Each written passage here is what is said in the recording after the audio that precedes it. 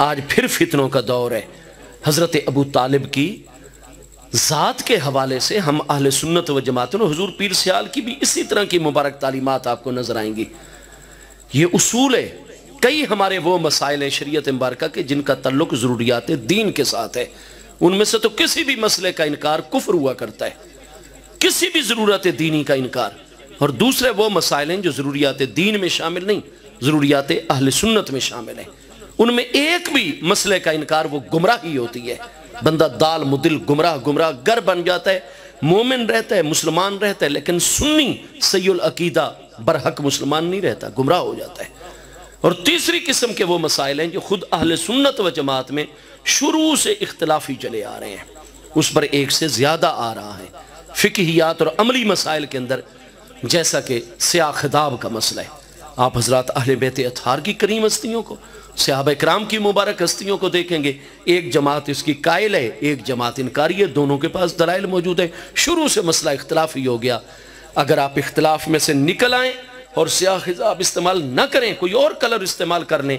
بڑا افضل ہے، مستحب ہے، اجر و ثواب زیادہ ہو جائے گا۔ لیکن اگر کوئی مسلمان سیاہ خطاب سر کے بالوں پر، مونچھوں پر، داڑھی پر لگائے گا،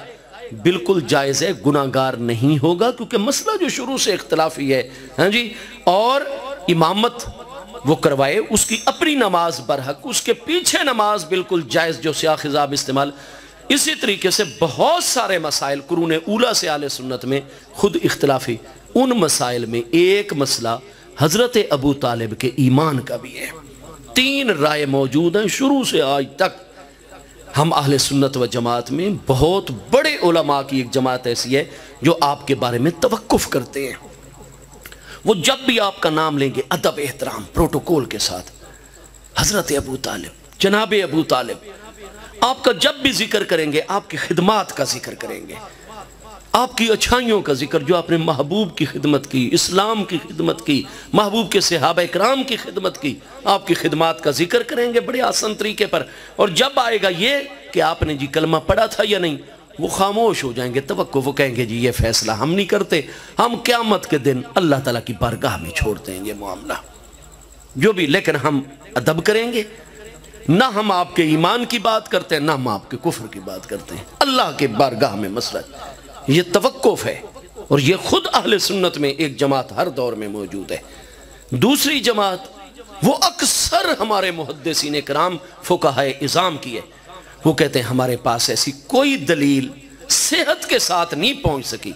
یہ نہیں کہ ان کو خدا نہ خواستہ کوئی عداوت ہے، جیسے آج کل ہمارے کئی پیارے بھائی اور فاضل عزیز سٹیجوں پر بیٹھ کر کبھی امام بخاری علیہ رحمت جیسی کریم ہستی کے خلاف، کبھی امام مسلم جیسی ہستی کے خلاف، کبھی امام ترمذی جیسی ہستی کے خلاف، کبھی اعلیٰ حضرت فاضل بریلوی علیہ رحمت کے خلاف، کبھی کسی ہستی، کبھی کسی ہستی۔ اور جب تم نے ان احادیث کی کتابیں مرتب فرمانے والے ائمہ محدثین کو مجروح کر دیا، ان سے یہ اعتماد ہٹا دیا ایک مسئلے میں آ کر، تو پھر نماز، روزہ اور باقی احکام میں ان کی روایات کردہ احادیث کیسے حجت رہیں گی؟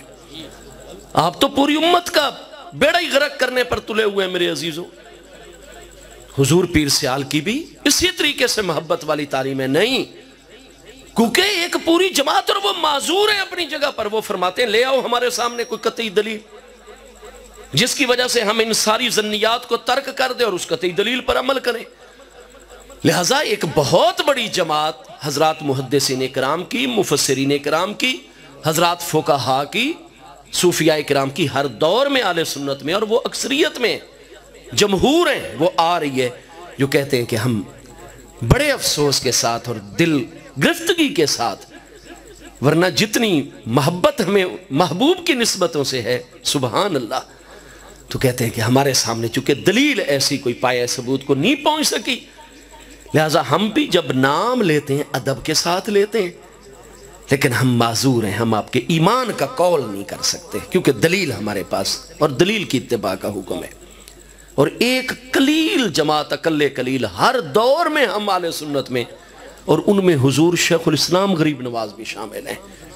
وہ یہ فرماتے ہیں کہ بھائی آپ ان دلیلوں کو مانو یا نہ مانو، ہمارے اصولوں پر یہ دلیل بالکل ثابت ہو چکی ہے، اور جو عدم ایمان کی روایات ہیں ان میں فلاں تعویل جاری ہوتی ہے، فلاں تعویل جاری ہوتی ہے، فلاں تعویل بالکل شرعی اصولوں وہ مؤول ہیں ساری کی ساری، کئی صحت کو نہیں پہنچی، کئی مؤول ہیں، لہٰذا بھئی ہم تو حضرت ابو طالب کو مومن مانتے ہیں۔ حضور شیخ الاسلام کا مذہب بھی یہی ہے، لیکن حضور شیخ الاسلام کبھی بھی کسی کو مکلف نہیں فرماتے تھے، فرماتے ہم آپ کو مومن مانتے ہیں، اور جو بھی دلیل ہے فلاں دلیل کی یہ تعویل ہے، فلاں دلیل جو خلاف جاری ہے اس کی یہ تعویل ہے، یہ تعویل، اور کبھی بھی آپ کسی پر کوئی فتویٰ نہیں لگاتے تھے۔ کیوں؟ یہ جو اصول ہے شریعت مبارکہ کا کہ جو مسائل شروع سے ہی اہل سنت و جماعت میں اختلافی ہو گئے ہیں ان میں آپ کسی طرف نہ تدلیل کی نسبت کر سکتے ہیں نہ تفسیق کی نسبت کر سکتے ہیں، نہ اس کے خلاف چلنے والے کو آپ گمراہ کہہ سکتے ہیں ورنہ خود آپ پر گمراہی کا فتویٰ لوٹے گا، نہ آپ گناہگار اور فاسق کہہ سکتے ہیں ورنہ فسق اور گناہگاری کا فتویٰ آپ کی طرف لوٹ کر آئے گا۔ تو جو ان تینوں مذہبوں میں سے حضرت ابو طالب کے متعلق جو رائے بھی اختیار کر لے گا وہ پکا صحیح العقیدہ با ادب سنی مسلمان پر حق رہے گا، نہ وہ فاسق و گناہگار ہے نہ وہ گمراہ ہے، اللہ تعالیٰ کی رحمت سے برحق اس کا ان تینوں میں سے جس راستے پر بھی وہ چل پڑے، جس کے سامنے جو بھی دلیل اور اصول ترجیح پا جائے۔ اعلیٰ حضرت فاضل بریلوی حضرت ابو طالب کے ایمان کے قائل نہیں ہیں، لیکن وہ ادب بھی پورا کرتے ہیں، دعائیہ کلمات نہیں کہتے لیکن جب نام لیتے ہیں احترام کے ساتھ۔ اور اعلیٰ حضرت فاضل بریلوی نے جن سے مکہ مکرمہ میں حدیث پاک پڑھی ہے، آل رسول علیہ السلام کے محدث علامہ سید احمد بن زینی دہلان مکی شافعی رحمت اللہ علیہ، اعلیٰ حضرت امام احمد رضا فاضل بریلوی قدس سر العزیز کے جو حدیث کے استاد ہیں مکہ مکرمہ میں، علی اعلان ان کی کتاب ایمان ابی طالب کے اس بات میں موجود ہے، وہ مومن مانتے ہیں علی ایمان، اور کتاب لکھی ہوئی ہے۔ ہاں جی، ان کی کتاب کا نام ہے اصل المطالب فی ایمان ابی طالب، اعلیٰ حضرت کی عدم ایمان پر کتاب ہے اصح المطالب فی ایمان ابی طالب۔ اب استاد کا مذہب ہے کہ حضرت ابو طالب مومن ہے، آپ نے کلمہ پڑھا ہے، شاگرد کا مذہب ہے کہ نہیں جی میرے نزدیک ثابت نہیں ہے۔ ان کا موقف بھی اپنی جگہ ٹھیک ہے، ان کا موقف بھی اپنی جگہ ٹھیک ہے۔ تو اس لیے میرے بھائی گزارش میں یہ کروں گا، آج کل نہیں جی جب یہ اختلاف آ گیا، جیسے آج کل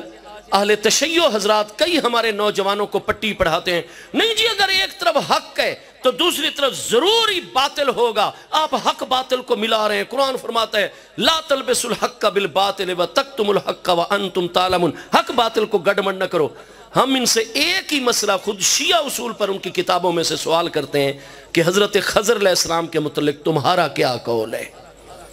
اہل تشیع میں یہ دونوں قول موجود ہیں، بعضوں کے نزدیک آپ اللہ کے برحق نبی علیہ السلام ہیں، بعض کے نزدیک آپ کی نبوت سے وہ کہتے ہیں ولی کامل ہیں۔ غیر نبی کو نبی ماننا کفر ہے یا نہیں ہے؟ اور نبی ہو تو اس کو نبی نہ ماننا، جو نبی نہ مانے گا نبی کو وہ کافر ہو جائے گا یا نہیں ہو جائے گا؟ حضرت خضر علیہ السلام کے بارے میں کوئی ولی مانے نبی مانے کیوں کافر نہیں ہوتا؟ بتائیے ہمیں۔ حضور پیر سیال بھی یہی پیاری دلیلیں دیتے ہیں۔ ہاں جی، ہم تو خضر علیہ السلام کو اللہ کا نبی مانتے ہیں کیونکہ یہی مرجح قول ہے، محقق مذہب ہے۔ قرآن پاک میں ما فعلتہ عن امری، مجھے اللہ کا امر، اللہ کا براہ راست امر نبی علیہ السلام پر آتا ہے کہ ایک بچے کی گردن دبا دینا، کشتی توڑ دینا، تو یہ محض الہام کی بنیاد پر تو ہوتا نہیں ہے، یہ ہوتا تو امر ربی اور وحی کے ذریعے خفی ہو یا ظاہر۔ تو ہمارے نزدیک ترجیح آپ اللہ پاک کے نبی ہیں، لیکن چونکہ امت میں شروع سے اختلاف ہے، خدا اہل سنت میں بھی اہل تشیع میں بھی، حضرت خضر علیہ السلام کو نبی جو مانتا ہو وہ نہ سنیوں کے نزدیک کافر ہے نہ شیعوں کے نزدیک کافر، اور جو آپ کی نبوت نہ مانے بلکہ آپ کو اللہ کا کامل ترین ولی اور کتب مانے، اس پر بھی کوئی کفر کا فتویٰ نہ شیعوں کے اصولوں پر ہے نہ سنیوں کے اصولوں پر ہے۔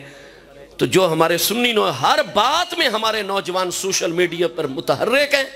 کفر کے فتوے بغیر علمی کے داغ رہے ہیں، وہ ذرا اسی اختلاف کو سلجھا دیں مہربانی کر کے کہ خضر علیہ السلام کو نبی ماننے والا بھی مومن رہتا ہے، نبی نہ ماننے والا اور ولی ماننے والا بھی مومن رہتا ہے۔ تو مہربانی کریں اپنے آپ کو سنبھالیں، شریعت مبارکہ کا راسخ علم اور راسخ علماء کی مجلس اور حضور پیر سیال جیسے کامل شیوخ کی خدمت میں اپنا وقت گزاریں۔ اللہ پاک حضور پیر سیال لجپال غریب نواز کے درجات بلند فرمائے۔